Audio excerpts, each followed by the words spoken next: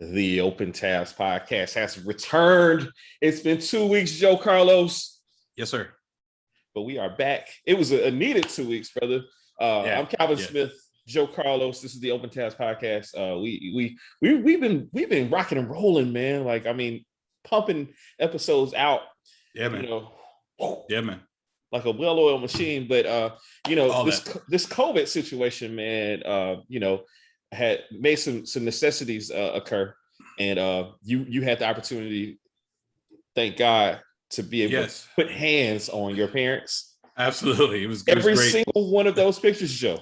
Yeah, I'm telling you, like, I was living and breathing like this is. Oh, thanks, man. Yeah, thanks, man. Beautiful. I had a blast. Thank you. Had a blast in Dallas with my parents, and it's just a blessing, obviously, and very, very excited to have spent time at home in Big D, and saw some wonderful people, and but most importantly, my parents, and I was there to celebrate my mother's 75th. Beautiful mother. Thank you. Happy birthday, Miss Hazel. Thank you very, very much. They're probably up watching basketball right now. I'm sure they are. Yeah. Yes. And my favorite picture of all the pictures on the social media was the one that Sage took, man, of you and your dad. Thank you. Hey, she's got it, man. She's got the eye. She does. She complained she didn't want to do it. I was like, just take the picture. And she didn't want to do it. And then it was great because she got some sky in there. She got a good vantage of the house, front of the house. Very and you guys nice. in the frame, center frame. Yes, absolutely. Very proud of her. Very, very, very, very proud of her. Absolutely. When she's a little stronger, we'll give her the camera to hold. And so then she'll, camera's a little heavy. Yeah. It's real life. And let her explore some hobbies and, Oh, yeah, absolutely. We'll see. We'll figure it out. Absolutely. Brother, all right. So in the interim, it's Gemini season. Gemini season is winding down. And I know a lot of people are happy about that. I think we've done it well this year. Want to give a shout out to one of my all-time favorite people, to young Kate Stedwell on her birthday today. She is celebrating her birthday. I'm not gonna give away her number. Doesn't look it. Fantastic person. Absolutely fantastic person. I'm happy to know her. Happy birthday, Kate. Happy birthday. And my boy Iman Spalding, who has locked in. He has requested. He was joking with me earlier. He's my wartime consigliere. I have a lot of wartime consiglieres. Nice. He's somebody I had to have a long talk with today. And he celebrates his birthday tomorrow. He's not a big birthday person. He's a weird Gemini, because most Geminis are like me, just boisterous the whole month. Got it. He's not that, but he's gonna be on season 3. One of those episodes that great. I can't wait. Have submitted our list, everybody, for season 3. I can't wait. I think I came under. I think I had less submissions than you did, but it's probably for elasticity's sake. It's for elasticity's sake. And you also see, and this is what I love about Joe. He knows the anniversaries. He knows that was my theme. That was my as you could tell. Yeah. So Joe, hey man, look, you guys, season 3. I hear everybody. People have been requesting various movies and various topics and things of that nature, and we hear y'all. We flowing for the Survivor Scrolls. We gotta. There we are. Exactly. We're figuring things out, and we'll get to, all of them eventually, probably, maybe, or maybe not. Sometimes, maybe not. Sometimes, and so it goes. This thing of ours. And so it goes. This thing of ours. Yes. What was the toast that Paulie said when Johnny Sack died? He was like ride the pony or something. Like, he said some kind of crazy. I have no idea. And then he, like, Tony had to just take it and say, to Johnny Sack, like, come on. Right. Anyway.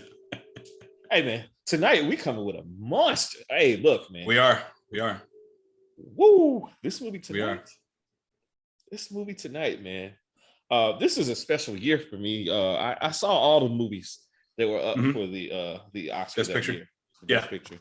And I'm holding in my hand this is not quite a Criterion collection, but it's like a special edition. You can't see it, but special edition Blu-ray of the film that we are going to discuss tonight. And Joe, I mean, this is.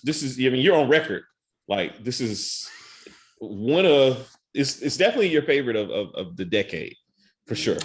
It's I'm not my speaking out of favorite of the turn. decade. Yeah, 2010. It's probably my favorite of the millennium. Yeah, and I'm there with that. rightfully so. Rightfully yes, so. I'm there with that. I'm there with that. That's my favorite of the millennium. Rightfully so. Yeah. So Smack is very fresh. yeah, man. But I see a lot of movies I love in '99, so and 2000, so which aren't technically in the millennium. And I know you're a man of letters, and so I know you know that. So 2001, baby. That's 2001. Right. That's when the millennium starts. That's correct. So I get it just underneath the just a bit outside, just in there. So sure. No, it's one of my favorites. Absolutely. Sure. So we're gonna go to 2010. This is a film by a guy that just, I mean, he doesn't miss. No, David Fincher, and this is arguably his best film, and written by Aaron Sorkin, who his work speaks for itself. He's I think prior to this point was more known for television writing, but I mean probably yeah, nailed it. Based on the book The Accidental Billionaires, and so timely. I don't think we ever saw a movie that was made in its time as quickly and as accurately as this was. We're talking about The Social Network. Whew. Joe. Yeah, man. So let me ask you this, because I have my own take on this, but leading up to it, were you excited about it? What were your thoughts about it, and where were you when you saw it? I was very excited. It was 2010.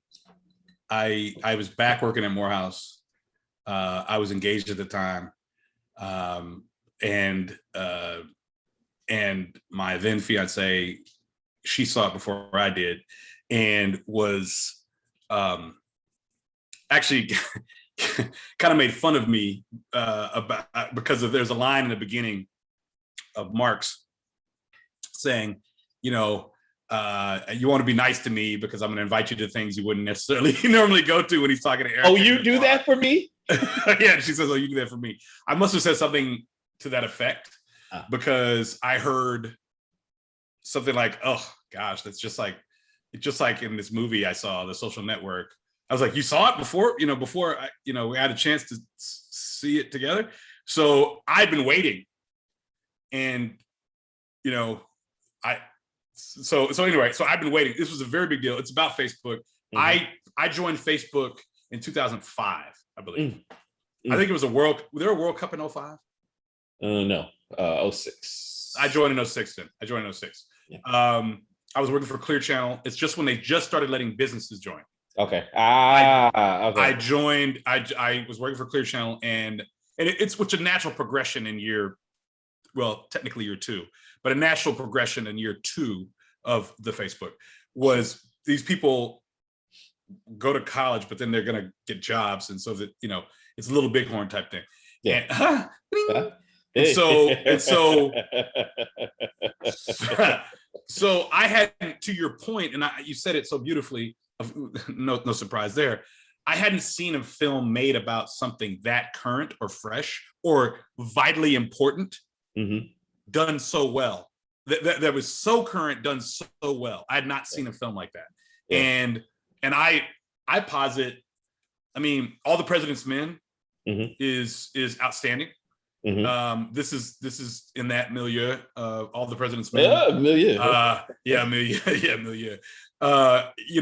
Because that was done a couple years after Watergate. It was still the 70s, you know what I'm saying? And they were playing real people that were on set.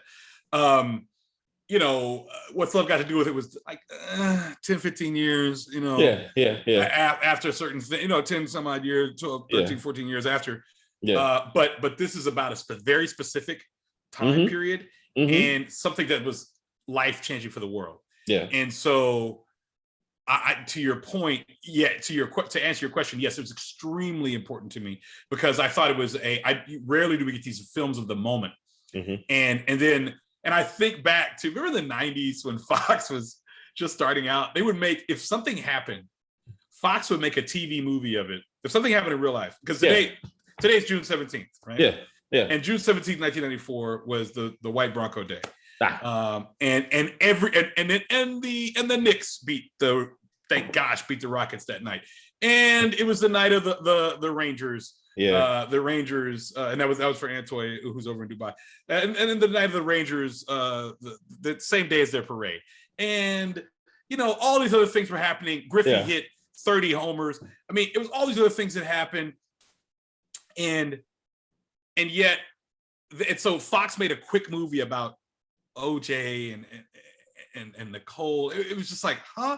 I remember when the Woody Allen thing and Woody and Mia, they made a quick movie about Woody and Mia. Like, people make a lot of quick, bad TV movies. Yeah.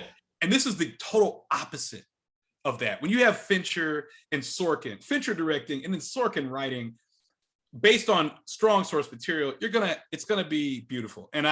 So the hype was big for me. And then, I'm gonna throw it right back to you. Let's talk about the trailer. We don't normally have this conversation. Yeah. Let's talk about the marketing and the trailer for this. You set me up. You set me up perfectly, because the trailer is what sold me on this. All right. So, first of all, you just blew my mind with the fact that I completely forgot today was June 17th. And June 17th, 1994 was, I mean, they made a 30 for 30 about it. Like, it was crazy. That day, so much happened on that day. Arnold Palmer played his final round. Right. The United States is hosting the World Cup. Crazy. Anyway, so forgot about that. Golly, how can I forget that? I mean, Dallas had games. Did Atlanta have games too? No, because we were in a dome Dallas, and we couldn't go to it was at the Cotton Bowl. Dallas was at the Cotton Bowl. So, but go ahead. I'm sorry. Oh yeah. So all right. So talk about that trailer, man. Like, so at that period of time, I was big on having a song as like one of my ringtones, and my main ringtone was "Creep" by Radiohead, and it was between that and "Clocks" by Coldplay. And "Call Me Two sides Blondie." Two sides. There you go. Yeah. Yes. And "Blondie Call Me." I mean, nice. Yeah, of course. That makes sense. Anyway, "Creep" was one of my main songs, and to hear the version of "Creep" that they played in the trailer for this film, man, it was just like, yo, this is incredible. And it makes me like, I was like, okay, they're making a movie about Facebook, big deal. I didn't, I was kind of in the moment, like I wasn't, I had a lot of other problems going on at that time. So, but that sold me on it to the point where I was just like, yo, I need to see, like, and then it was a Fincher film. And I was like, Fincher, I had season tickets to Fincher by that point. Mm-hmm. So I was going to see it.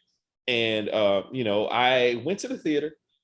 Did it come out? Fall? Fall. So it was cold. Yeah.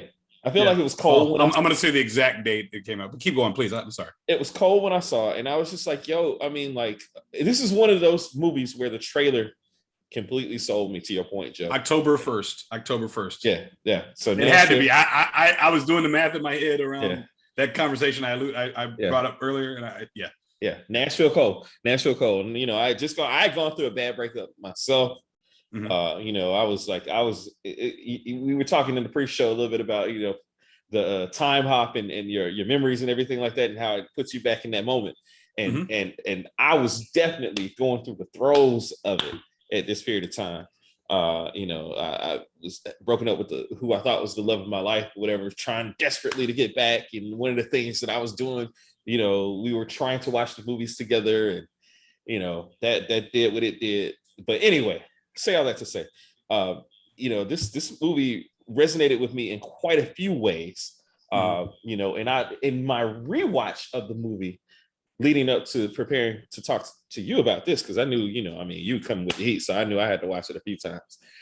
Man.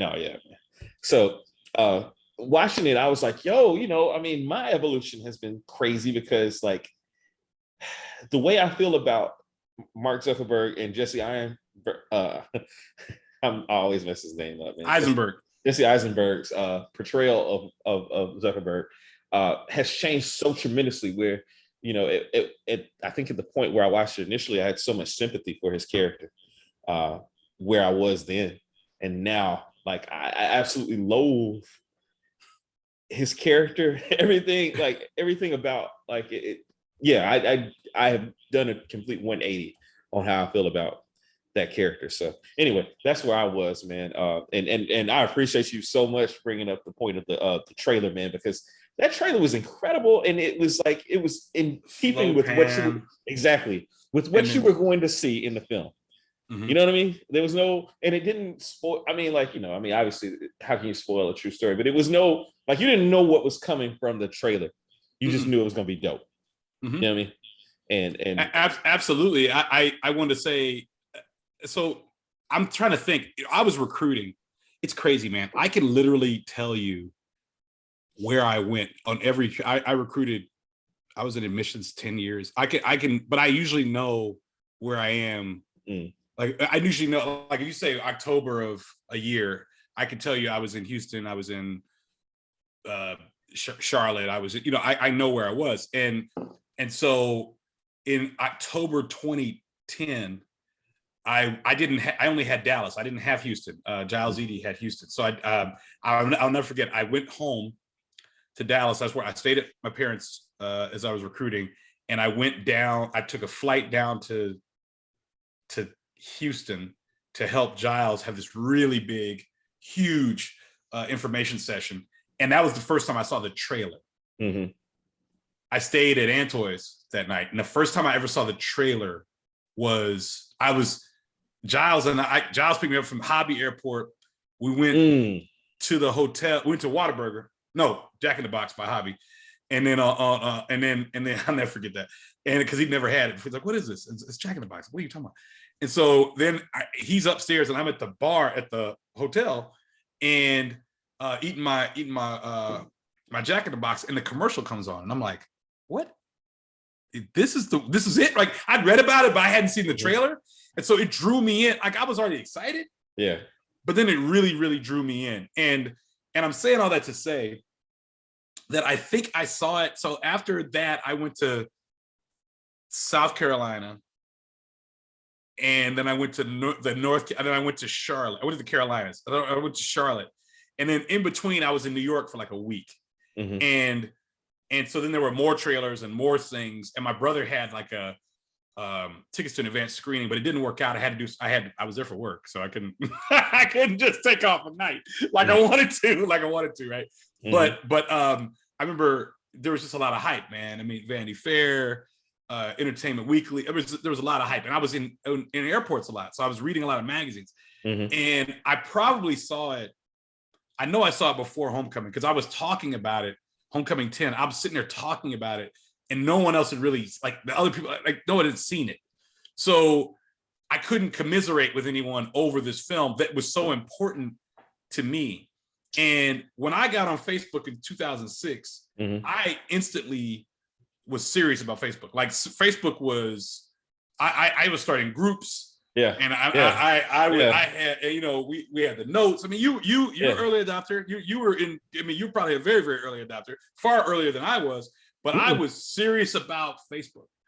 And so to know that these guys were like a couple years younger than me, and to see that this is what they were doing up in Cambridge, while we were out here just whatever the heck we were doing, is just kind of mind-blowing to me. And to think that we're contemporaries essentially, but they created this thing, this idea that, in some way, shape, or form, I interact with every day, and most people in the United States do as well. And throughout the world. So checking on Bosnia. He's checking on. They don't have roads in Bosnia, but they have Facebook. Rashida Jones for the win. That reminds me. So you mentioned when you joined. I actually wasn't that far, but I actually was probably a little later than you, Joe, because I, like, consistently in my memories, I can't go back past 2007. I think you were there. You were there in 2006. You were writing notes. You were writing notes in 2006. You were writing full treatises. Well, in manifestos in 2006. Because what I would do is I would just copy and paste my blog entries from Water. Yeah. But I'm not saying you sat there in the thing and did it. I'm just saying you were there. Yeah. I was using it as that like kind of. But see, here's my story. So, like, at that point in time, we were on message boards, and I was on a message. My main message board was a board that I got kicked off of like 4 times. Shout out to my girl Risha. I still love you, Risha, even if you don't love me anymore. But Risha's board, it was called K Thanks Bye. It looks like Kathixby, but it was K Thanks Bye based on like, some internet slang. Got whatever. So anyway, that was my main board. I was also on another board called 730. I was on my homeboy OJ's board, Soul City. Okay, so those were my main boards, and I'll never forget the conversation. 730 and K Thanks Bye were my main like 2 that I would be on most of the time, and they would be talking about their walls. Somebody went on their wall and broke their wall, and these were college students, because I was a little bit older than those kids at that time. I was like, I was in the throes of med school purgatory, as it were. And these kids were mainly in college, and they had college email addresses. And so like, I'll never forget my main friend, Carmen. I love Carmen to this day. Aretha Stanklin was her name on Twitter. She's an amazing person. She's hilarious. And just like, a brilliant, like now she's all deep into genealogy. But at any rate, Carmen was complaining about this dude breaking her wall. And I was like, well, I want to get on this Facebook and see what this Facebook is all about. Right. And at the time, Harry was not one of the email addresses that you could use to get into Facebook. Yeah, that's the other thing, man. Yeah. That was the thing. And so I had to wait until Harry had their email addresses. And I'll never forget, like I registered for Facebook in the computer lab, and that was one of the very first times that I met one of my colleagues that I work with now. She probably has no idea about this recollection. Angelica Garrett Wood was there in the computer lab along with like my friend Heather, a couple other people, and Angelica, I think, had already had an account probably from like from undergrad, from Harvard or not. Well, I say Harvard, Hampton, and Xavier, wherever she. But before we go anywhere, I just want to say this: the first HBCU on Facebook was Morehouse. The second HBCU on Facebook was Spelman. Of course. The reason Morehouse was the first HBCU is because there were so many Morehouse graduates at Harvard. At Harvard. Not Howard, not Hampton, not FAMU, not Spelman, not Dillon, not Xavier, not Tuskegee. Be careful, Joe. You're going to have people in their feelings, man. They're going to make a video. Well, I don't care. Not Tennessee State. Not Tennessee State. And whenever people say 107 HBCUs, why are you talking about the 2-year school? Like, why are you talking about? You can't even name them, haven't been to them. I've been to 69 or maybe 73 actually HBCUs in the United States of America. I competed against 63 of them. You did. And so the 4 years, but anyway, regardless of that, I'm just talking about a fact here. Yeah. Like the fact that the Hawks are up 3-2 and we're this far into it, and we're just saying the Hawks are up 3-2. There's a fact. Morehouse was the first HBCU on Facebook because we had so many graduates who were in graduate programs at Harvard. Yep. And when you entered your stuff there, you entered all your information. You didn't know not to say everything about your life. Right. We shared everything. 2007. But speaking now to the other HBCUs, that is some bullshit. Yeah. Speaking to the other 107 HBCUs, that is some. And real quick, shout out to the HBCUs who got money today from Google, who got money. The 10 HBCUs who got money to expand their STEM programs from Google. Congratulations to those schools. But anyway, that's a little crazy in and of itself. Yeah, like why this one and not that one, and why didn't Meharry? But so many, 3 or 4 black medical schools, 4. And come on, man, like we can't be here. I mean, if they were at Fisk or at Tennessee State, Meharry couldn't get in there. Come on now, that doesn't make sense. Maybe they thought y'all were too, y'all didn't have time for that, and I get it. Probably shouldn't have. But I'm saying that to say, it was something of note at the time. Yeah, absolutely. I just want to say that. I mean, I'm sorry. No. I meant to say that earlier because we haven't even gotten to the film yet. We haven't gotten to the film. And so speaking of which, man, let's talk about unsung heroes, Joe. Who are your unsung heroes in this film? Well, Trent Reznor and Atticus Ross. Okay, talk about it. Yes. Are my unsung heroes. Talk about it. I love it. The music. The music in this film is absolutely perfect. Beautiful score. Beautiful score. Absolutely beautiful score. Beautiful music throughout. Period. Yeah. Period. This movie's so beautiful. Golly, this movie's so beautiful. Okay, if Dean Tavares, hey DC, hey Jamal, Yeah. Dean Tavares, if he's the angel of darkness, or you know, the god of darkness, or whatever they call him, not evil but dark. And if you need to know who Dean Tavares is, go look it up. You know, go look it up.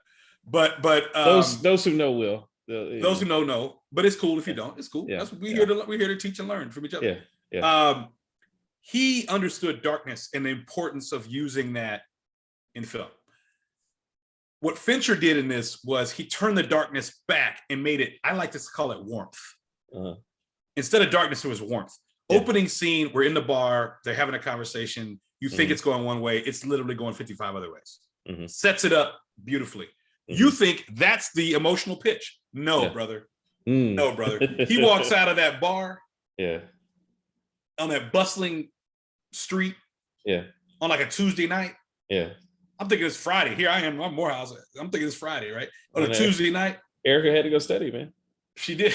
You don't have to study. You gotta Stop be saying that. You gotta the worst, Cartman. Anyway, he makes that full walk through Harvard. Every time I see it, every time I see the scene of him walking through campus, I think of every time I would walk from Woodruff Library or from Spelman or from Clark Atlanta or somewhere at night or at Howard University, walking from Founders Library or undergraduate library back to wherever I live, or back to the Howard Plaza Towers, back to Drew Hall, or to the School of C at night. And the reason I say that, I think a college is most romantic at night. Yeah. Because to me, the specters, okay?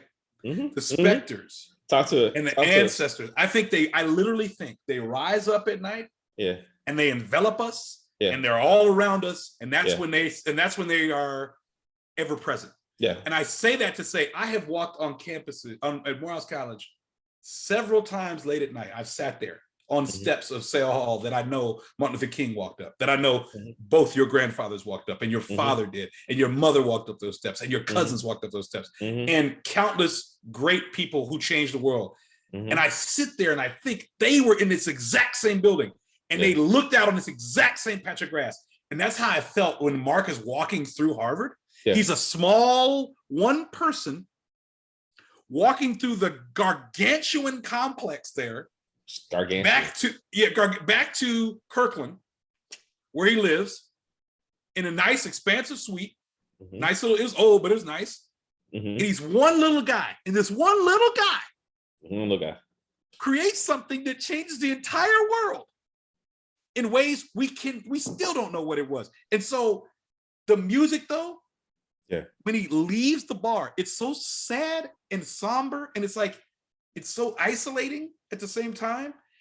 And then the music throughout the film, to me, it's always the right tone. It's always the right feeling at the right moment. And whenever I'm working on something and I need to get it done, I play In Motion.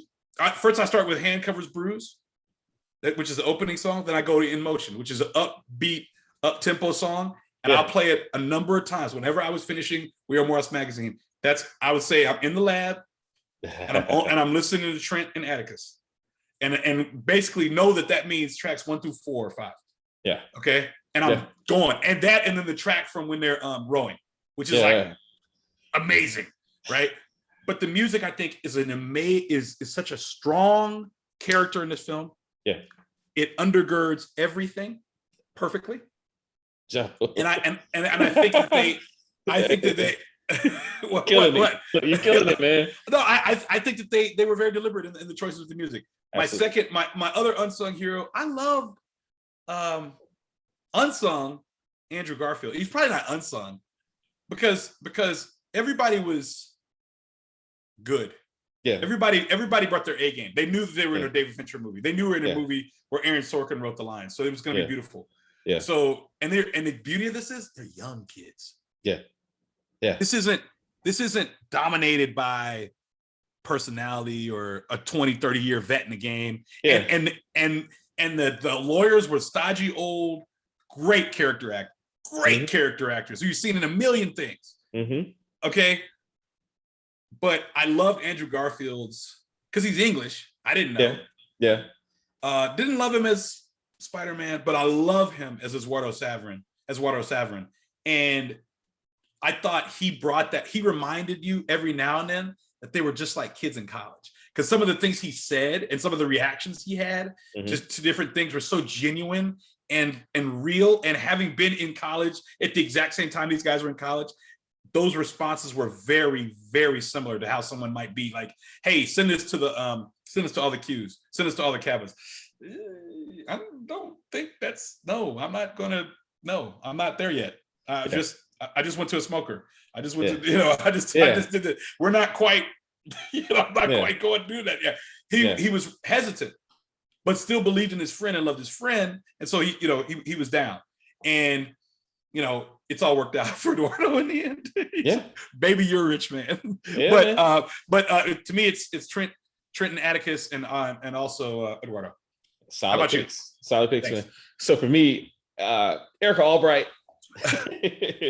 I'm big, I think folks that have listened enough know I have themes. The one that sets it off, the one that the film can't do without. Erica Albright sets all this off. It's this guy's pining after this woman who he clearly doesn't understand or know very well. But nonetheless, pining after Erica Albright. Does this just so he can get back at and get back with Erica Albright at the same time. I mean, because again, he's very confused about social dynamics altogether. But Erica Albright sets it off. She handles like the things that she says to him are things that were I a different guy would have been said to me if I was a meaner guy. Like you're gonna think that girls don't like you because you're a nerd. But they really won't like you because you're an asshole. Like, like she said that, bro. That. She needed to say that. But I think it was important. Yeah, she's the only person like Eduardo, and this is, Eduardo put up with a lot of his bullshit. Like he just let him say all of it. He said, I forgot to say that. He said some very vile things to him. Very cruel things to him. You know what I mean? Like, and you can only chalk a certain amount of that up to ignorance. After a while, it's purposeful. It's and you have to do better.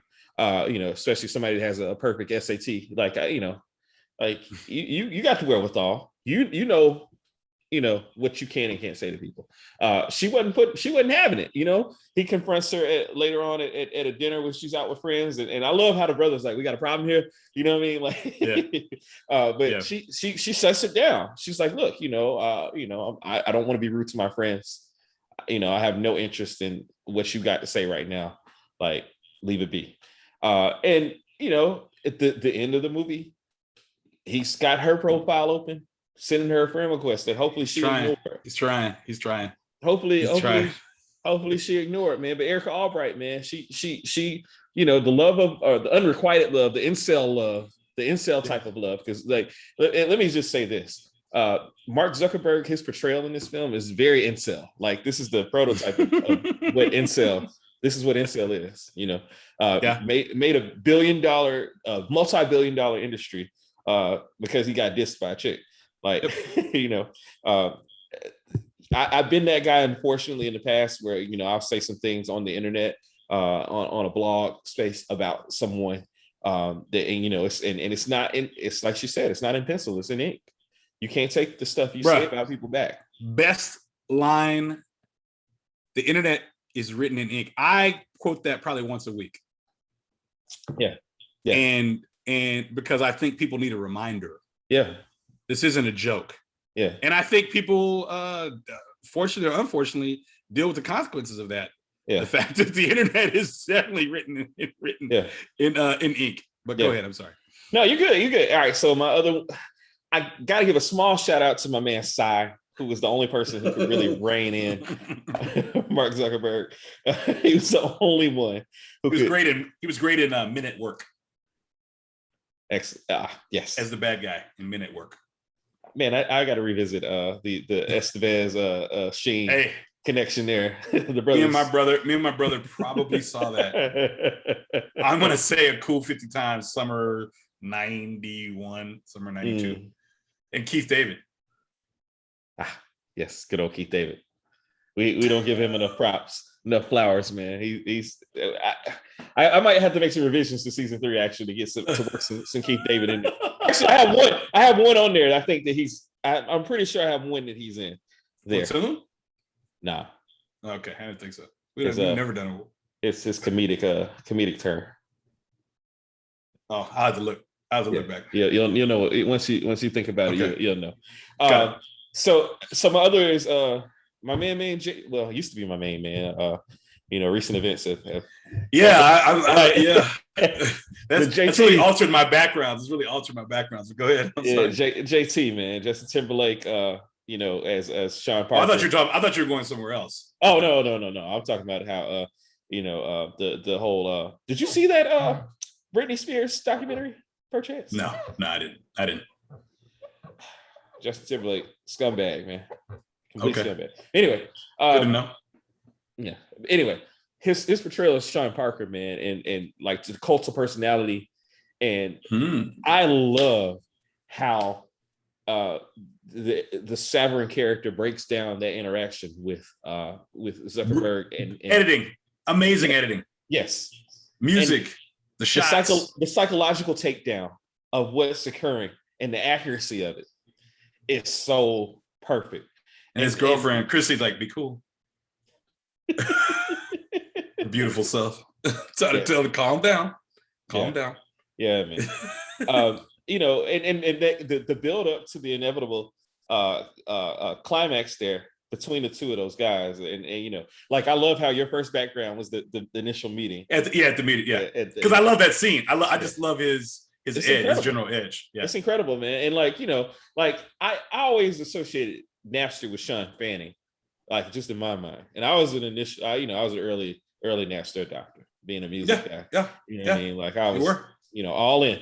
And Sean Parker, I found out about later, and like his portrayal in the movie, apparently he's not as bad as what they portray him, and is actually one of the few people that actually talks with Saverin now.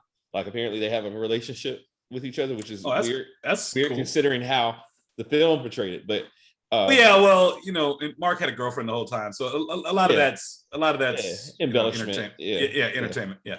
Sure, I'm listening. Sorry. Sure, but I loved how they had a slow. Yeah, exactly.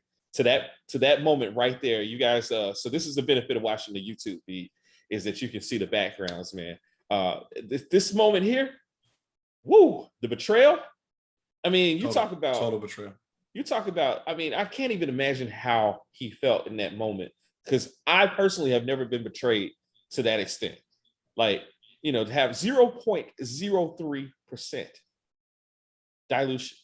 Everybody else is getting exactly what they put in from the stocks. And we know now what those numbers look like. And he's the only one who put in anything. Exactly. Other than Peter Thiel later. But he put in the initial 1,000 and 18,000. He was the true angel investor, man. Like, yeah. Just that moment there, man. And then when he jumps at Sean Parker. Hey, JT's portrayal in this is Sean Parker. I thought it was extremely strong. Yeah, JT. Okay, let me give him some props again. Personally, we're talking about the role. We're talking about personal life aside, JT is an incredible. He has a lot of range. All of his appearances on Saturday Night Live, every one of his appearances is brilliant. And his performance in this film was top notch, like Oscar caliber. That's where, and I'm glad you said that, because I remember I was in New York.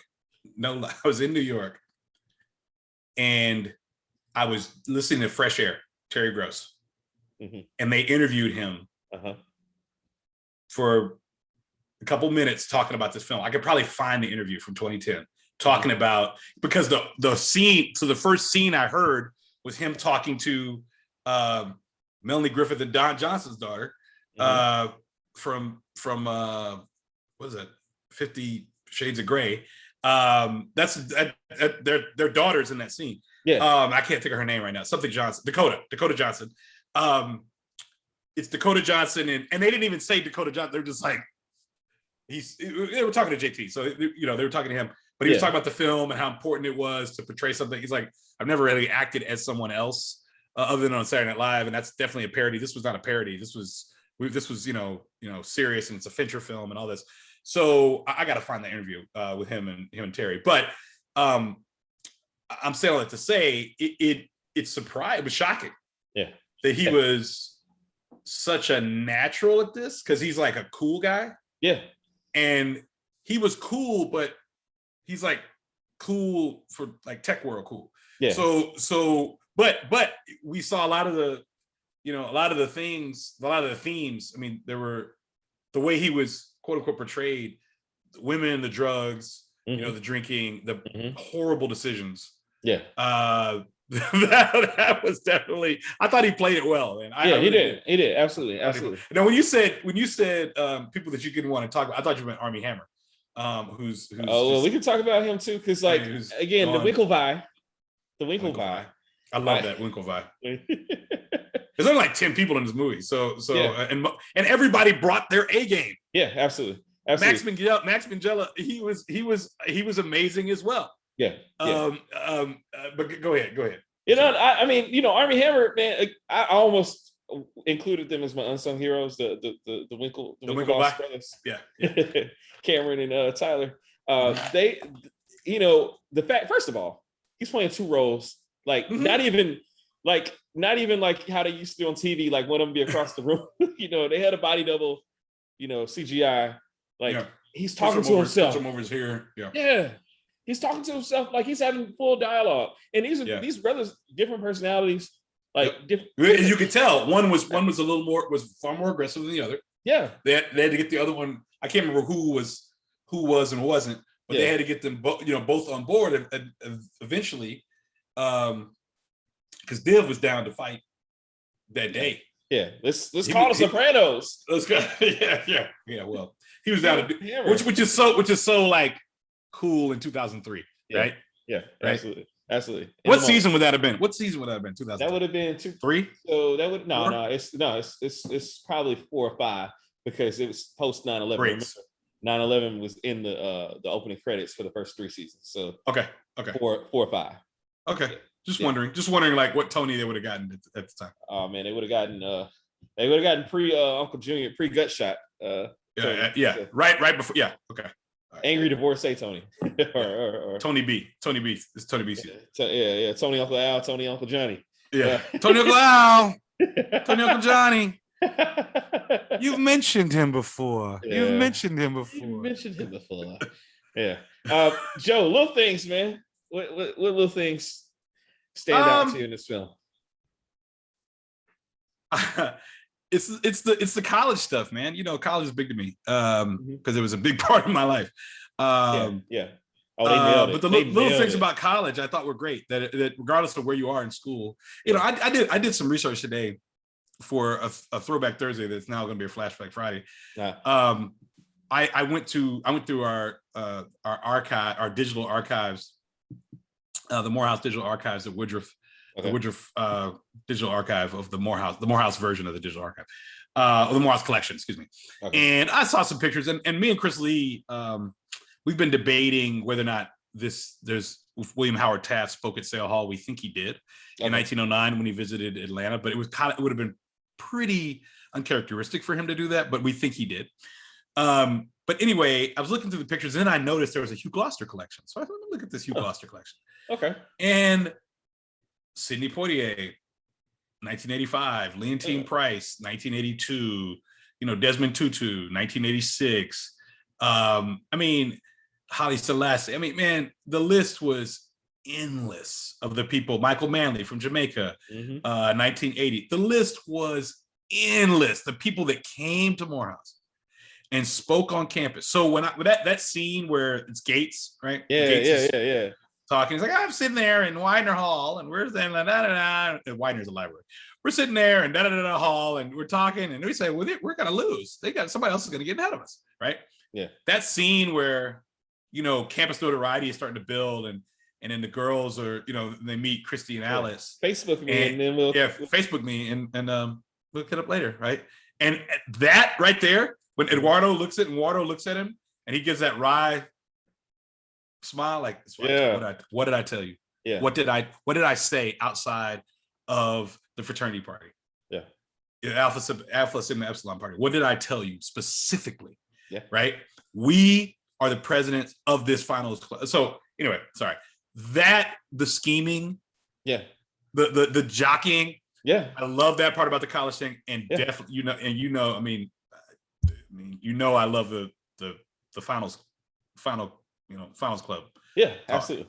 Absolutely. Or eating clubs or whatever you might want to call them, societies of sort. Yeah. So just seeing the juxtaposition of their lives at that point, whereas, that was the Phoenix actually in the opening scene, and here Mark is talking about being there or being among them, and of all the people, his best friend is the one that gets chosen junior year.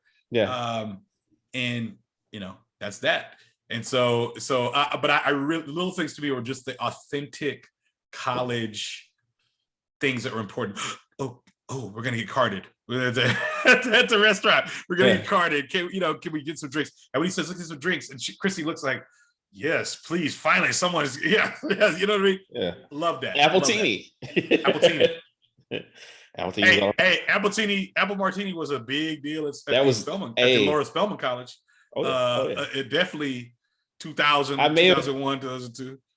I may have bartended a party at Meharry at one of our fellow Morehouse alums' houses, and made the theme of it Cosmos and Appletinis. I may have done that. I love it. Shout out to Carrie Bradshaw. It was the thing. For me, little things in this film. I've been deposed before in a divorce. Okay. Deposition. Again, accuracy. The accuracy of the deposition. Things being said and specific moments being brought up, and just I couldn't imagine being as dismissive and as just cutthroat as Zuckerberg was to these people when he's like, do I have your full attention? And then just leveling of that guy. Not only him, but the clients. Yeah. Oh, yeah. Absolutely.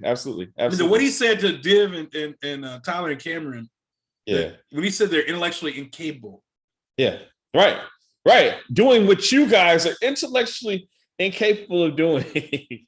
So when you ask if you have my full attention. No.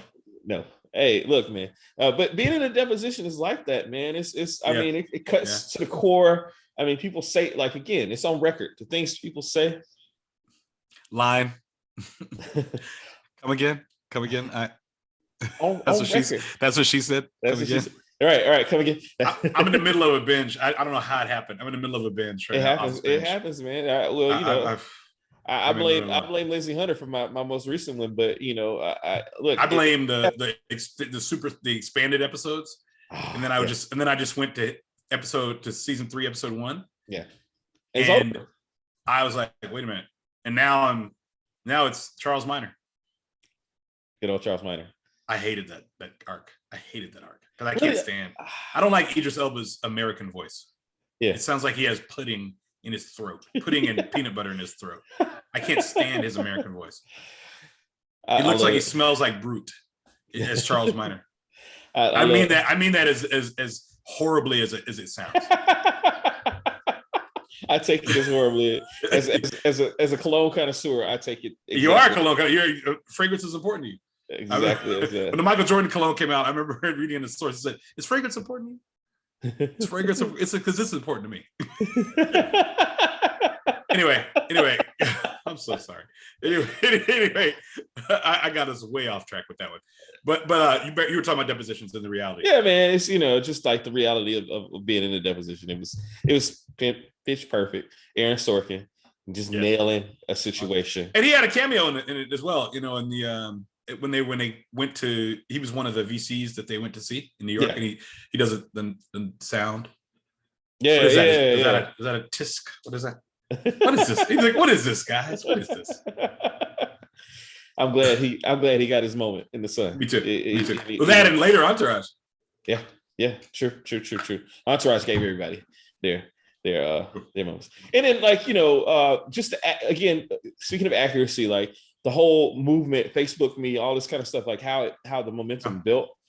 Because we've been there as things build in various ways. At Morehouse, we had things that happened while we were there that built and became, kind of institutions. To see that happen in real time and like to see how it happens, sending an email to like 1 or 2 people who might be key people, influencers, and then getting that idea out, like you kind of alluded to a little bit earlier, getting that idea out into the world, and next thing you know, it's all over the AUC, all over, the greater Atlanta area, as it were. So that kind of thing was really, really, really nice to me as well. And just the that opening scene after the restaurant, the juxtaposition of him in the room late night Friday night doing this, blogging and putting together this face mash, and then the things going on at the Phoenix Club, things going on elsewhere. Like that's a real Friday night on college campuses, like you kind of alluded to. Yeah. I mean, it's a lot of different lives, and it doesn't mean that you're not having a great time, right? All those, you're all having a good time. Yeah, you're all enjoying yourself in your own way. Yeah. And yet, that's just the pockets of the community, the different communities, that are there within this larger community, and in that one specifically, is the most sought after in the country. Yeah, absolutely. So this is the 1% of the 1%. This is this is very. Some people only get into the bike room. Some people don't even get into the bike room. We invited you into the bike room. Yeah, man, you gotta. Might as well been cleaning up the place. You gotta love it. And one last thing is, I love. All right, in my Sopranos thing, I'm big on when Tony Soprano uses the little things that are said to him. Later on. And so when Mark says to the Winklevoss brothers, they're like, yeah, we can do these things for you. He's like, oh, you'll do that for me. After Erica has said that to him, I thought that was, again, like, really, I enjoyed that moment. So those are the little things for me. Joe, we talked a lot about societal impact, but I feel like there's more for us to say in terms of societal impact. I mean, I think this film chronicles. This is our life. I watched Broadcast News the other day. Good choice. A film that I love very, very much. I watched Broadcast. It was one of the reasons I went to Howard University. I wanted to be in DC. Good choice. And on the tag is, it's the story of our life, right? Mm-hmm. Because they're news reporters and they're broadcast journalists and producers and things. And they said it in the tag, and that's cool. That's beautiful. James L. Brooks. I mean, he can do it all. Mm-hmm. But this literally is, I think, a relevant story because it's about Facebook. Yeah. And they say, oh, I'm not on Facebook, I'm on Instagram. Okay, well, they own that too. Oh, well, social media. Mm-hmm. All right. Mm-hmm. Social media. There was a thing back in the late 90s. I can't remember what it was called, but I know Malachi Sims used to be on all the time, talking to people at different colleges throughout the country. Yeah. Right? We had Hotmail. I can't remember what that thing was called. College Club. No. It was before College Club. Then you had your AOL IMs. Uh-huh. And they were called AOL IMs, not AIM. Yeah. You had to have the AOL account. Yeah. And I know I'm not telling you. You have to do. We do the Spellman search. You put in Spellman and. Hey. Ew. I was Joe Tex with 3 X's for a triple dose of this pimping. But really, because there was already Joe Tex was taken, and Joe Tex 2 X's was already taken. Sure. And my girlfriend at the time was very serious about her IMing, and I'd have to go in there and I argue with people. It was just bad. She'd get in an argument. It was bad. Yeah. But and then we had Black Planet. It was for us. Yeah. And if you recall, so then we have Black Planet, and so a College Club, Black Planet, it served its purpose. Yeah. But then if you recall, there was a lull. Yeah, there was. And then that's when these Yahoo groups started. You could communicate with each other. I remember Smitty, my college roommate, Smitty was an early adopter of Yahoo groups from a friend of his that he learned about their new Yahoo group of 34 of them from the spring of 2003 at Spelman College. But so we then adopted Yahoo groups, and that was a quicker way to communicate, you know. So I made my bones actually in Yahoo chat in '97. There you go. So, but I mean, Yahoo chat, the groups, and I'm trying to bring us up to 2003. Go for it. Land the plane. So we are at 2003. Yes, we are at 2003. And while I'm trying to get out of college and sweating through Tobe Johnson, rest in peace, these guys, he has a bad date, according to the movie. Yeah. Goes to the room, writes about it, makes the site, you know, notoriety, boom, boom, boom, boom, boom. But it's Harvard, so it's like yesterday's news, right? Right. And then comes back with this idea after, let's be honest, stole parts of the idea, obviously from the Winklevi. Obviously from the Winklevi. Yeah. But which they received a settlement. They were compensated. They were compensated. So, but this is what's happening in 2003. So, and from him having a bad date, I have Instagram, which I've probably used for work and personally. Today, I'm gonna say, I don't know how much time I've been on there today. Yeah, no, it's all consuming. Yeah, it's that's part of my job, literally my job. There were no social media content people. It didn't exist. They created social media. Yeah. So what's the impact? Yeah. It's forever. It's forever. It's changed forever. The world. Let me ask you this, because you didn't mention this, but did you have a MySpace? Yeah, I forgot about MySpace. They were in between because I forgot about MySpace. Did you have a top 8?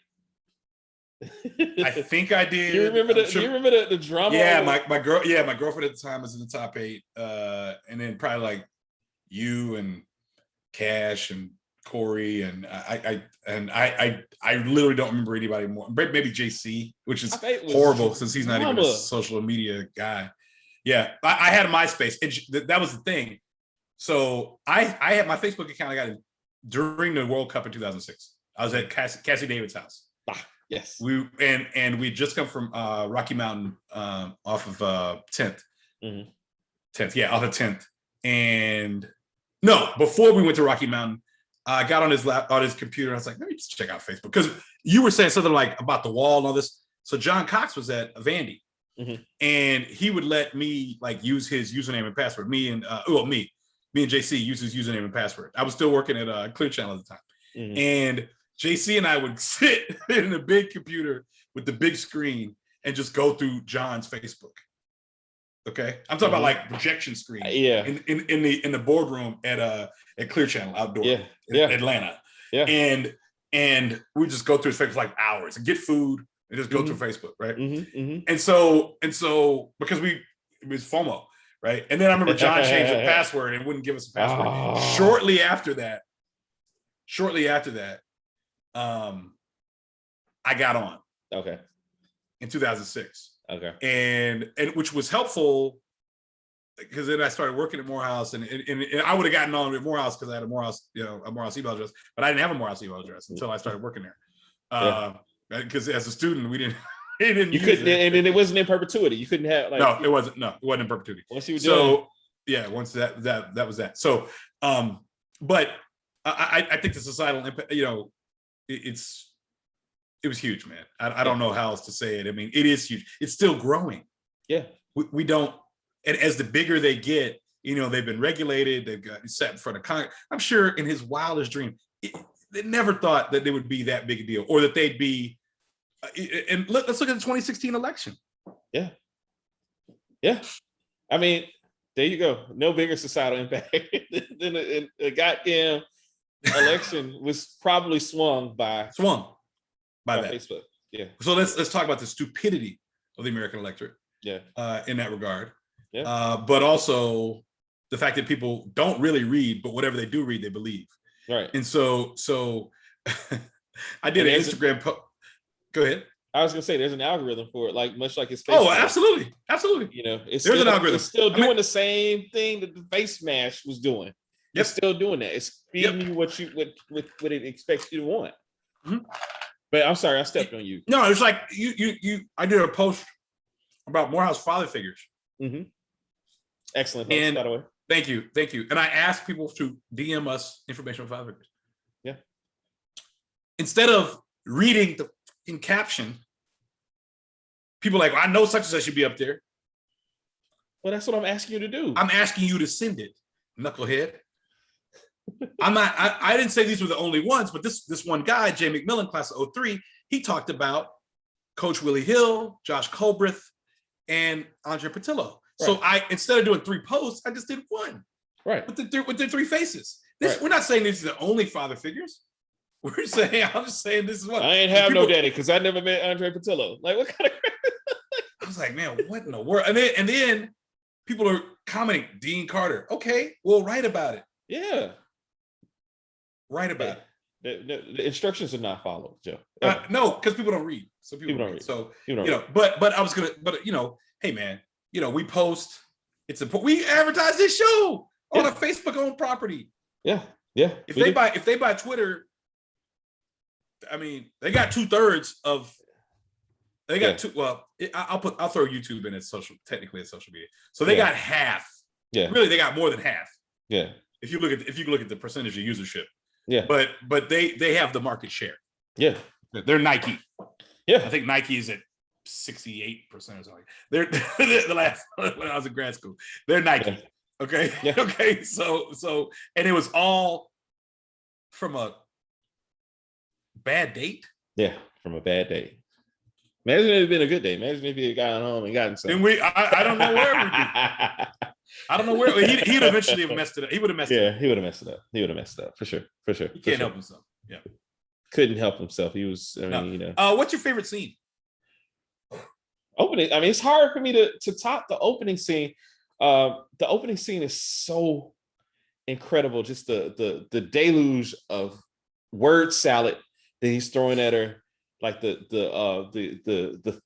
racing thoughts. Like he's in a manic state. And, like she's trying to keep up with him and can't. Yeah. He's analyzing and overthinking everything that she's saying. She's just trying to keep her head above water. I thought it set the tone wonderfully for the kind of mindset that this guy has. So that scene, but then also like when I talked about the depositions, the scene where he reasoning for filth. I really enjoy that as well. I enjoy again, I find him to be deplorable, to be not, he's the villain of the film to me. But the way he reads them and just basically talk about that. Why were you sympathetic at first and you're not anymore? So I was sympathetic at first because I kind of I was going through that whole incel phase. I was going through a breakup at that time. Mm-hmm. I had a superiority complex. Thought I was much smarter than I was, and I related a lot to just kind of the persecution complex that he had. And the idea that, he was the guy behind and the juice behind a lot of the things. And, really like even the betrayal of Eduardo, I thought that I felt more sympathy because he was, he had cut him off and he had changed the bank account and everything like that and embarrassed him, you know what I mean? And so, I had a lot of anger and vitriol at that time in my life. And so at that time in my life, that was where I was. Now, being more evolved, being more a little bit, I've lived a little bit, experienced a little bit. I recognize that this is a out of control young guy that just, is self-centered, completely self-absorbed. Yeah. And falls in love with the glitz and glamour of the Sean Parker types. Like, I mean, he fell hook, line, and sinker for that. Yeah. And to watch it now, to see it in the perspective that I have now, it's just like, man, how couldn't he have seen this coming? As smart as they were kids. They were kids though. But he was a kid. And I have to realize, yeah, I was a kid too.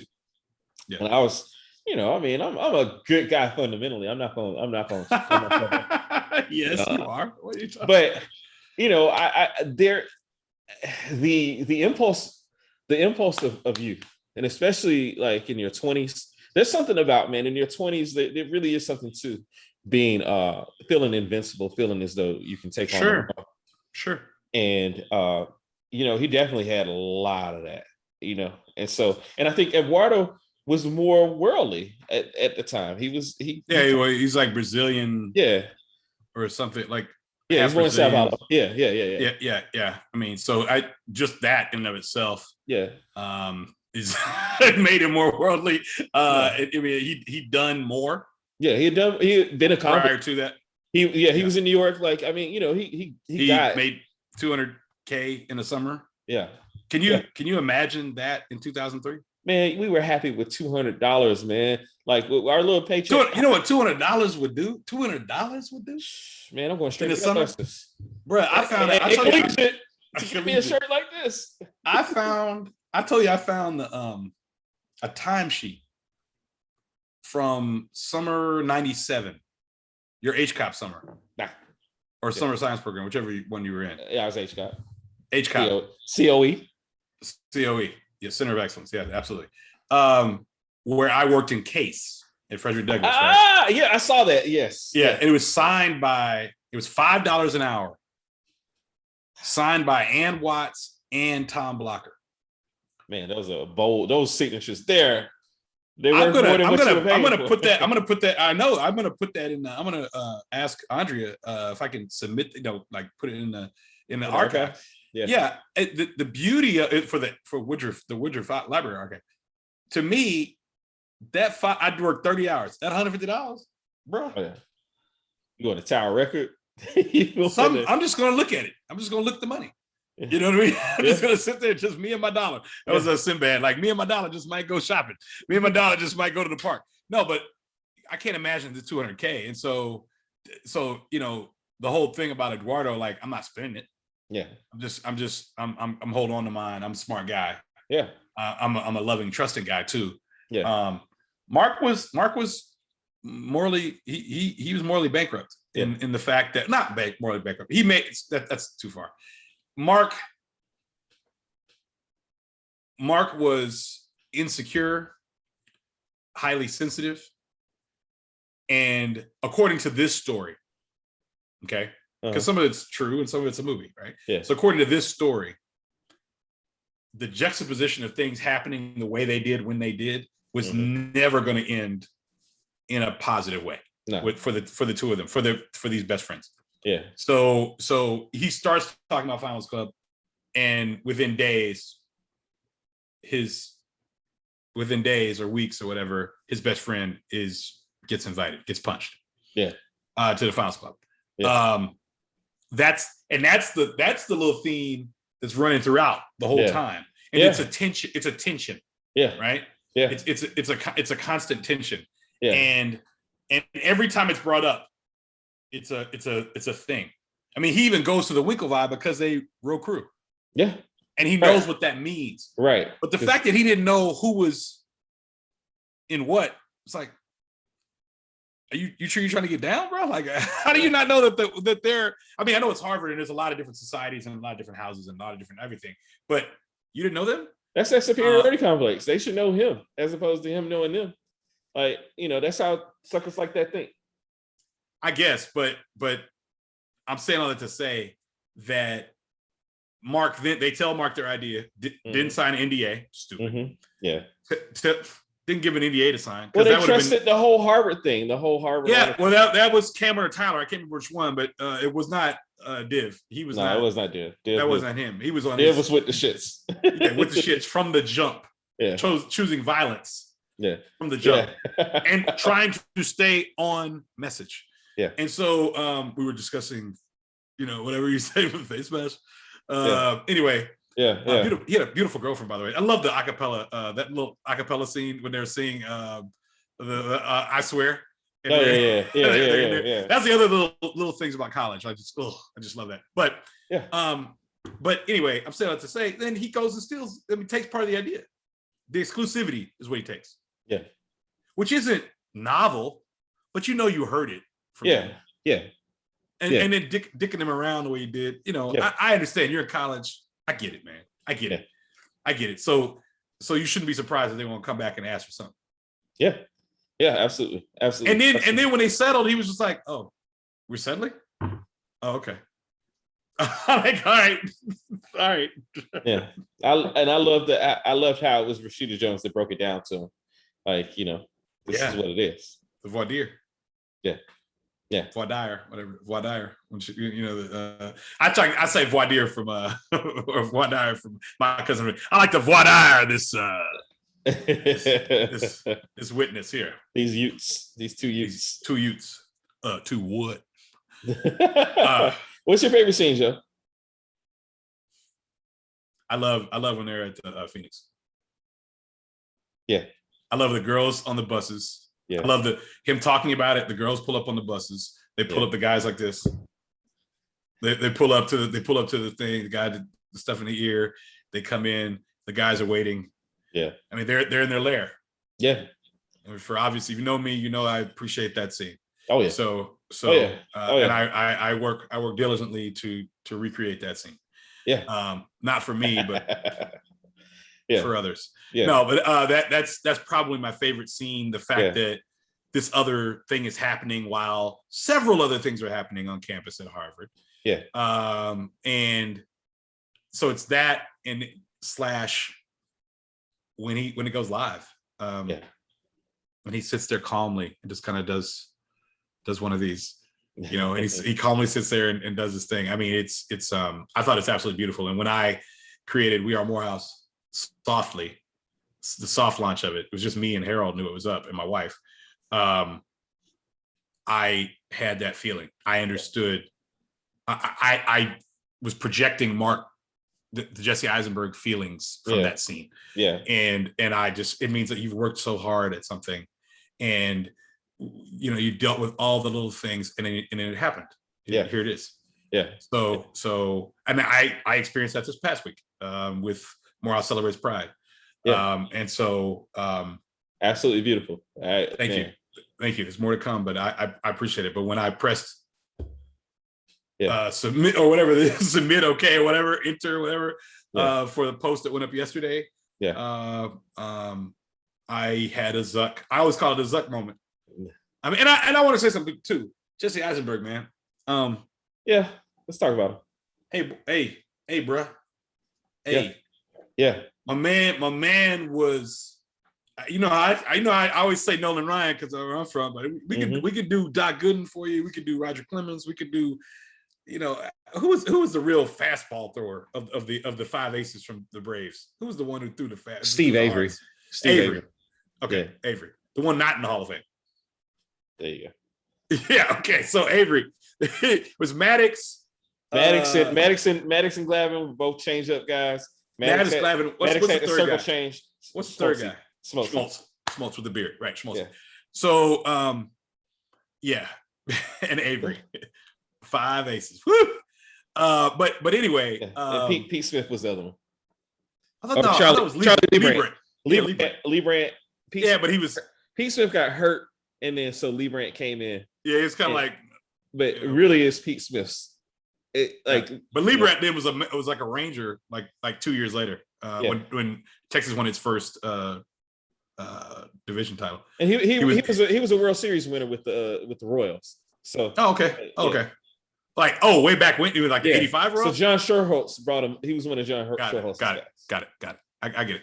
Even though that was Saberhagen's. That was Saberhagen. Yeah, Saberhagen Cy Young year. Yeah. And he killed it that year too. In the series. But anyway, aside from that, black men talking baseball. Yes. I just had a conversation in my in the New Day Co-op group me about we all loved baseball. I'm probably the only one. Like I was talking about spin rate and how all these pitchers are cheating right now. It's a rabbit hole. If you love baseball, go down this rabbit hole. Every single pitcher out here except for Jacob deGrom is cheating. But anyway, really, I digress. Really yes. interesting. Yeah. I thought Eisenberg came with the thunder. Oh yeah. I thought he was amazing. He was up for Best Actor against Franco. I mean, it was a tough room. It was a tough room. Yeah. Jeff Bridges as Rooster, outstanding, outstanding. Franco in 127 hours. I mean, come on, man. It was a tough room. Javier Bardem, I didn't see it, but I did see Colin Firth in The King's Speech, and no. That's so one of the bigger. No. Just flat out. Any of the other four can get. Yeah, I can take any of the other four. And I didn't even see Javier Bardem, but he doesn't bullshit. So I was real miffed about that. So I was just going to say Jesse Eisenberg, even more so than Picture, even though Picture was like, give me a break.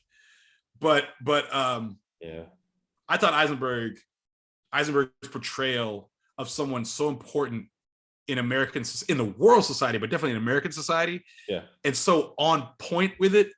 How could you not honor that? How could you not? I'm just. How could they not honor that? You're right. I mean, it was.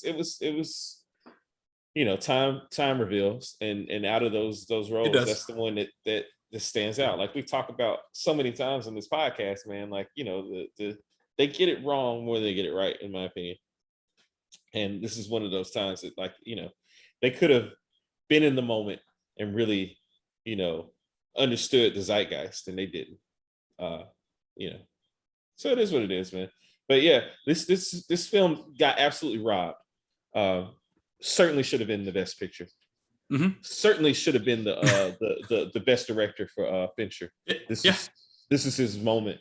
Yeah. I would argue you could have probably nominated Andrew Garfield for absolutely. I mean, at least a nomination. At least just acknowledge the work. Yeah, that's how I feel. I've said that a few times. Yeah. However, he's probably not beating. He's not going to beat Bale and The Fighter. Sure. No. Yeah.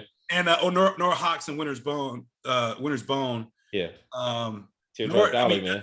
Man, that was a tough room, bro. Jeremy Renner was amazing in the time. That was a tough room. Yeah, that's a tough room. And so they did get the win for best adapted screenplay. Of course they did. Sorkin wrote it. I mean, that's like absolutely. Welcome to the party. It's the Tarantino Award. It's the Ben and Maddie Award. I mean, it's the welcome to the writing. Okay, come on. Yeah. I mean, Sorkin writes a beautiful script. Yeah. So in other words, the best lines were in this film. Yeah. Adapted. Yeah. Okay. Yeah. Not original. Adapted. The score gets it. You're damn right, he got it. Yeah. Go right. Yeah. I didn't realize until doing research for this that Trent Reznor was so deep in. I didn't realize how far back he went. Like he goes back to like 1991. In terms of doing film score, which I had no idea. I thought that you gotta make money how you can, baby. Or 94, I should say. That's still Natural Born Killers is his. Yeah, I mean, you gotta make money how you can. I get it. I'm not surprised. I mean, Oliver Stone took a chance. Yeah. But Oliver Stone's usually pretty, like, I mean, music's important to him in his films. Yeah, obviously. I mean, it's important now in all films, but you know what I'm saying. No, I know what you mean. Everything but, well, I guess Wall Street had one or two major songs, but Home was the David Byrne. But nonetheless, I thought this film was robbed for Best Picture. With all due respect to King's Speech, and I don't know how much is due. Not much. It was Black Swan, which I saw. Yeah. Inception, which I freaking love. I mean, I loved it. Loved it. Kids Are All Right. I love that movie. Yeah. Toy Story 3. I didn't even see it till this past year, but it's my favorite. Tearjerker like a mug. Yeah, I mean, it's my favorite. I mean, it's my favorite. Yeah. True Grit was strong. Winter's Bone was also beautiful and strong as well. Yeah. I didn't see The Fighter and I didn't see 127 Hours. But I didn't see The Fighter? I didn't see The Fighter, but I did see King's Speech. Whoa. And I don't understand how in the world. I'm doing the Weebay right now. Do the Weebay. Do it. I didn't see The Fighter. And you know what? Jordan gave me I had a screener. and something happened. I think he watched like half of it, and we couldn't get back in because he couldn't even finish it, so he couldn't even vote on it. Hey man, that Christian Bale. Oh, I'm not questioning. I've seen clips, but I've never Melissa watched Leo. it. Yeah, she won too, didn't she? Did she win won? for that? Oh, absolutely, she won. Yeah, I thought she won. She was on a roll for a minute. Yeah. Oh, man. So my Melissa Leo love came from Treme, and from the small screen. Yeah. And nobody ever talks about Treme. Nah, didn't get it. It will eventually. I feel like I don't even hear New Orleanians talking about talking. It's kind of a tough. Like I actually need to. I want to hit up Shoni and see. I wondered did Shoni even why I wondered I don't even recall. Like maybe not. I wrote something on Facebook like, is anybody else watching Treme still? Is it just me? And I got like a few like Malachi and Jew who's from New Orleans, Julius Smith. Yeah, he was like, yeah, I'm still watching them because he's from New Orleans. Went to St. Aug. I mean a New Orleanian for real. Yeah. So, but I wonder, it wasn't exactly the happiest every time. I mean, it's the Wire game every single time. Yeah. Yeah. You think you go up, you go right back down. Right back down. Simon is he's the king of sorrow. Ain't gonna let you go. Damn your baby tall. Baby tall. I listened to that today. Actually, I listened to that remix. That's 10 years ago. That's 10 years ago. Soldier of Love. Man. Summer of Love. Woo. Hey. Summer 11. Soldier of Love. Hey man. Yeah, man. I went to see her actually during that concert. I went to see her at Phipps. I went to see her at Phipps. Yeah. Phillips. I'm sorry, it was Phillips at the time, not Phipps. Yeah. I went to see her at Phillips, and somebody said they went with me, but they did not. So just in case they're listening, yeah, they did not. I went by myself. Yeah. Anyway, all right. So I did. I fight to the death on that one. Keep going, Pally. So Joe, we story for another time. story for another time. Yeah. So, where does this film rank for you? Nitpicks? What nitpicks do you have about the film first before we get into ranks? Any nitpicks at all? No. Yeah, I think it's close to perfect. I think it's close to perfect. I wish it was like 20 minutes longer. Yeah. That's the only thing. I wish we'd seen a couple more things fleshed out. Yeah. Some Eduardo in New York trying to get advertisers. Yeah. And then watching Sean and Zuck get closer. Yeah. Watching that happen. Yeah. Not trusting us to assume it'll happen. Oh, that reminds me, man. Go ahead. That look on his face when he finds out Eduardo's not in California. And that smile that comes on his face at the Ducks on the pond, baby. Ducks on the pond. Yeah. Oh, he knew it. That was he knew it. He was drinking the beer like, okay, I got you. Right here. Yeah, I got you. Yeah. He's not there to fight me. Yeah. The resistance is gone. Yeah. But I would have loved to have seen that development as well. I agree. I think that would have been kind of cool, actually, if we could have seen that. And I think that would have been kind of cool. Yeah, I do. Yeah. Yeah. Otherwise, I don't really have any nitpicks whatsoever. I wanted to go ahead. I'm sorry. Please go ahead. I was gonna say, as I was talking to another friend of mine, this is as close to perfect a movie, and it makes it even more of a travesty that this was robbed. But anyway. That's all. The Peter Bradshaw of The Guardian gave the film 4 stars, praising David Fincher's directing as the right intensity and claustrophobia for a story that takes place largely in a stupefying male environment at Harvard University in 2003. Mm-hmm. Very male. It's very, very male. Very male. Incel. Say it again. Male. Incel. Oh yeah, incel. Yes. Roger Ebert of the Chicago Sun-Times giving it 4 stars and naming it the best film of the year. Yeah. David Fincher's film has the rare quality of being not only as smart as its brilliant hero, but in the same way, it is cocksure, impatient, cold, exciting, and instinctively perceptive. Yeah. Peter Travers of Rolling Stone gave the film his first full 4-star rating of the year and said The Social Network is the movie of the year. but Fincher and Sorkin triumph by taking it further, lacing their scathing wit with an aching sadness. They define the dark irony of the past decade. The Harvard Crimson called it flawless and gave it 5 stars. Of course they did. I want to say that I want to read one other thing here. Harvard Law School professor Lawrence Lessig wrote in the New Republic that Sorkin's screenplay does not acknowledge the real villain of the story. Just wanted to. I think real villain is a new character we should add, by the way. Okay. A new thing. So who's the real villain? Who does he say the real villain is? Oh, he says the total and absolute absurdity of the world where the engines of a federal lawsuit get cranked up to adjudicate the hurt feelings because our idea was stolen of entitled Harvard undergraduates is completely missed by Sorkin.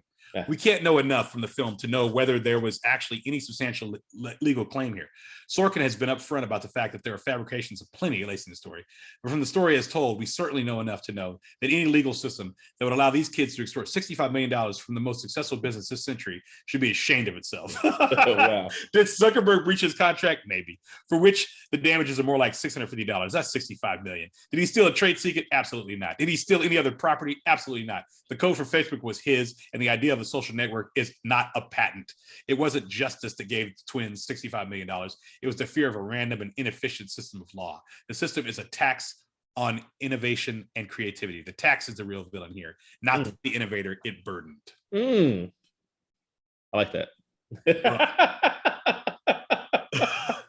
Bruh. I never considered. I wouldn't consider that as well either. But I would say the real villain is it is the sense of entitlement. I'd have to. Who am I to disagree with that professor's? Well, I can disagree with it, but I think it's the sense of entitlement. I think the real villain are incels. these also young non-trim getting guys in college, man. It's the easiest place to get trim in the world. I'm sorry, man. Like, but you know, the other thing about it was interesting. At every level of success, there were beautiful women. This is a very male. This is whoever said it. One of the writers who's like this very male Harvard. But there were beautiful women at every level. Achieving of achievement there. Sean wakes up with a beautiful woman. He shows up to the house with the beautiful woman. They meet beautiful women that they never would have been able to. Maybe Eduardo. Because he made $200K. Well, they're fetishizing these Asian women too.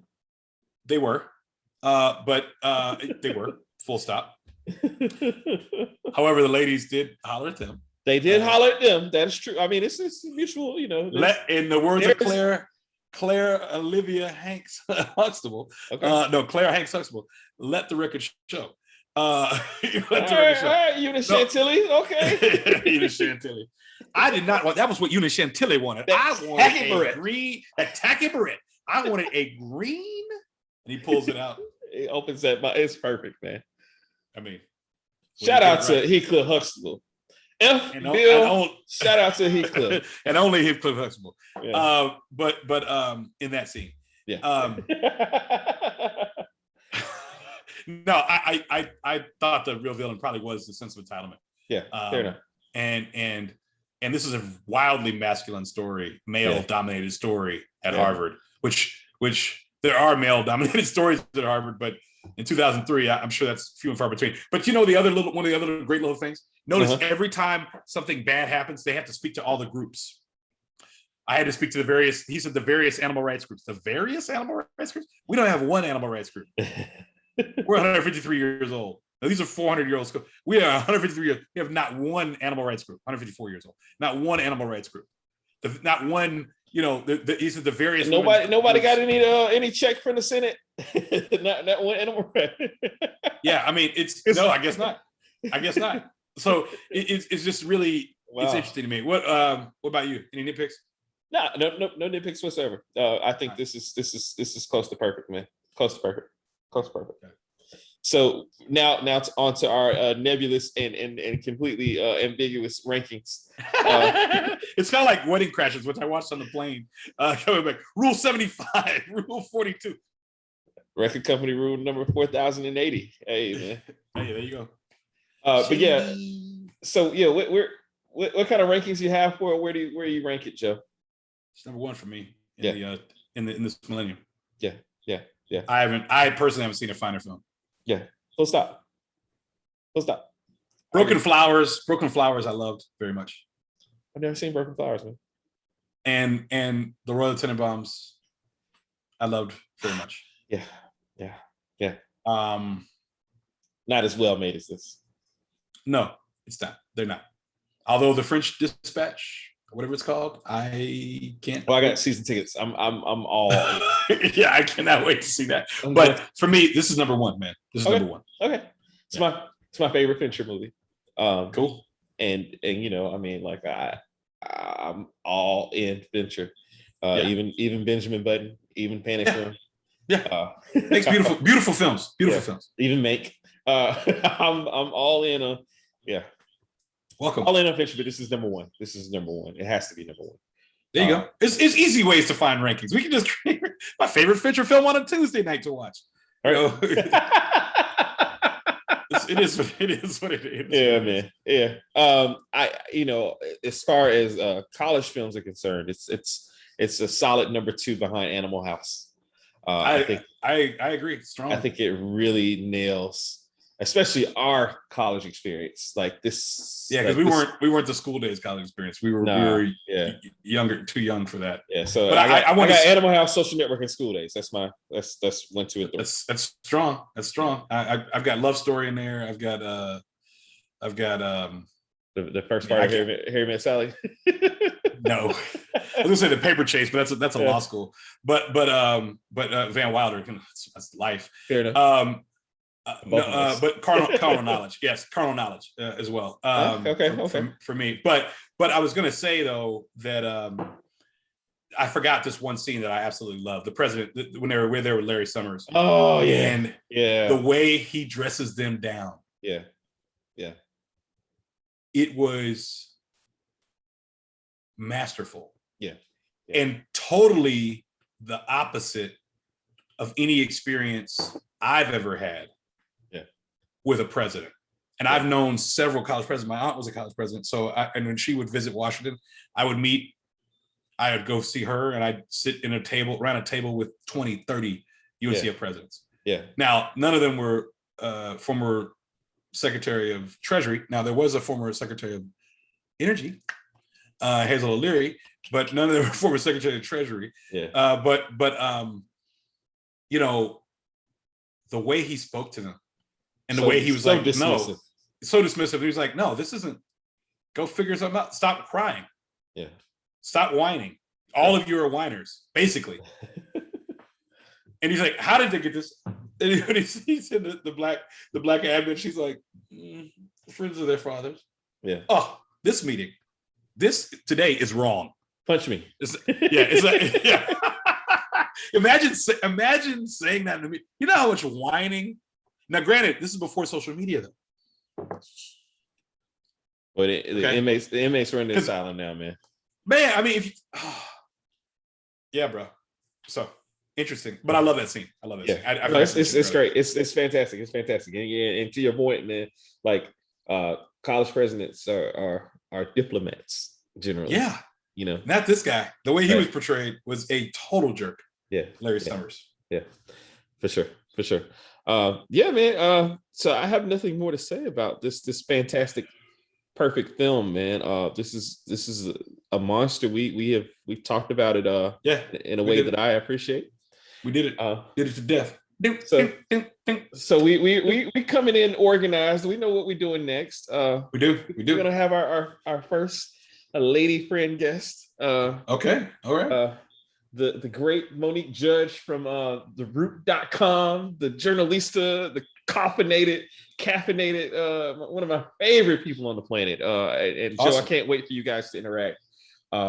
She's in it's ironic. I've been thinking about this, how we're going to hash this out, because your sister is the favorite auntie. Monique is also an auntie. She claims the auntie crown as well. So there's several. We have aunties. We all got several aunties. Yeah. So our first auntie, I can't wait, man. We're gonna talk about one of our favorite films, a movie that we bonded over several years ago on Twitter, and still remains one of our favorites to quote and to talk about, and is a fantastic film, Boogie Nights. Joe, when's the last time you saw Boogie Nights? 99. We're gonna revisit that. Yeah, I gotta go look that one up now. So 99. yeah, because I'll watch this it a couple times before we. Boogie Nights. I know it's a big deal for you, so I gotta I gotta get ready. I gotta get ready because I'm gonna watch it actually at some point. The tapes, I understand they're your property, but the magic contained inside of them. I can't wait. No, I'm looking forward to it. Oh man, particularly see those faces when they were younger. Yeah. You know? Now this is the vanguard. This is the vanguard. This is the vanguard of great actors. Yeah. A great part of the vanguard of great actors of Hollywood, and to have them all together. Not to mention, of course, Reynolds, as the man, robbed. Yeah. Absolutely. Robbed. Absolutely. But up there with Eddie Murphy. Up there with Eddie Murphy. Like yeah. I mean, it is what it is. Yeah. At this point. Yeah. But yeah, I can't wait. I'm looking forward to it, man. So next week, man.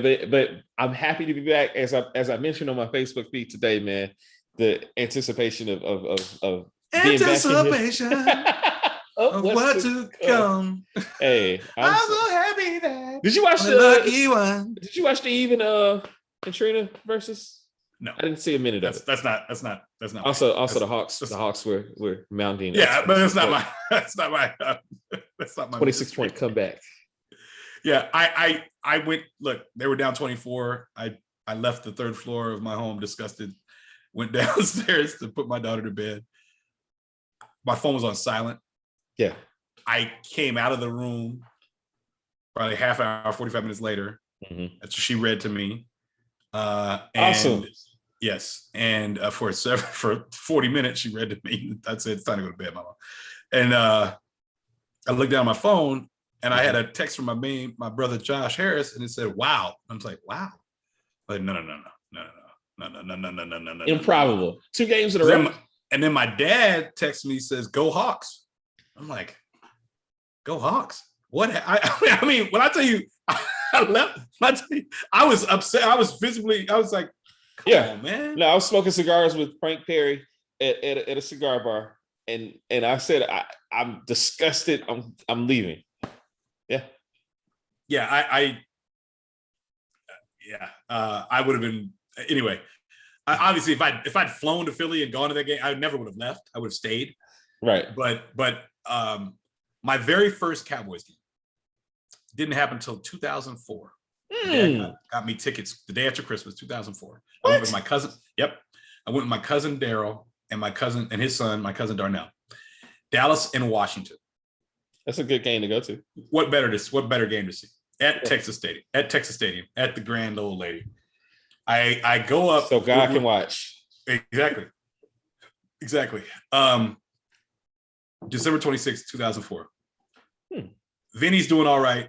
Testaverde. Vinny's doing all right, but then he gets behind. I don't remember who the Washington quarterback was. My cousin's disgusted. He drove. He's like, we're leaving. Let's go. We get out to the whatever lot, and you hear this tremendous roar. Testaverde hits some receiver, I think it was Patrick Creighton, on a 60-something yard bomb, and Cowboys win.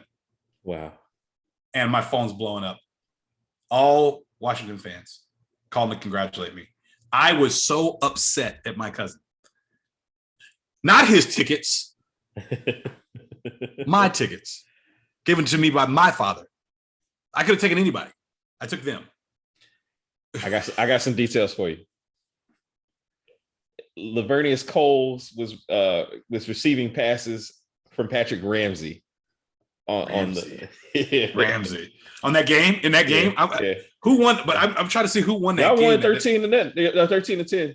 13. It was a fourth quarter touchdown. It was a fourth quarter. 37 seconds left. Vinny Testaverde to Patrick Creighton, as you said. Oh, I was right. It was Creighton. Yeah. Who had pterodactyl, T-Rex arms in the divisional playoff game in 2007 when they went 13-3 and the number 1 seed. He got hit in the hand 3 freaking times by Tony. You know, they blame Romo. I don't want to get into it. Here's the headline: Testaverde struggles, but rescues Cowboys in the end. I was there. Well, I was there for most of the game, for 52 minutes of it. Maybe 55. But we got out of the stadium, leaving the stadium. I was beside myself. The only time I leave a game now is if I'm with my daughter and she wants to go. Yeah. Because it's pointless. And it's just I can't watch it. And she's not into it. No, you're not gonna enjoy any I spend 10 times the amount of money I normally spend. Yeah. And she wants to go.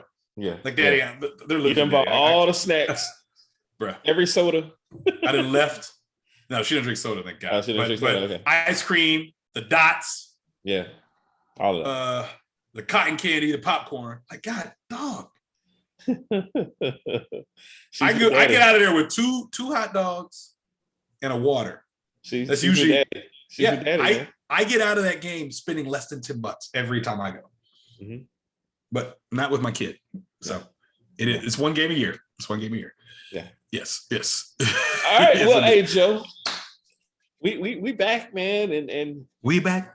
We're gonna post this. Boogie Nights. Yeah, man. Boogie Nights next week, man. Boogie Nights. All right, man. Hey, thanks again. So everybody, until next time, remember you can catch us on Apple Podcasts. You can catch us on Spotify. You can catch us on Google Podcasts, Anchor FM, which we used to record. You can watch us on YouTube, our YouTube channel. You can follow us on Instagram, the Open Task Podcast, at the Open Task Podcast, and interact with us. We love to chop it up, man. You know, we chop it up with Reese weekly, but we would chop it up with Ray. All you guys that listen and watch, and, you know, Amanda, all you people that listen and watch, we love to chop it up with you. So let us know what chop it up. Chop it up. And convince us to do one of your movies that we're not gonna no, I'm kidding. I need to stop. But talk to us give us some feedback, man. But we really do appreciate each and every one of you guys that listens. The listenership is growing and growing, and we're happy. We are. And we do this is a labor of love, man. We do it they ask you why we did it. Hey, we did it for love. Tell them we did it for love. Tell them we did it for love. All right, guys. This has been the Open Task Podcast. We'll see you the next time.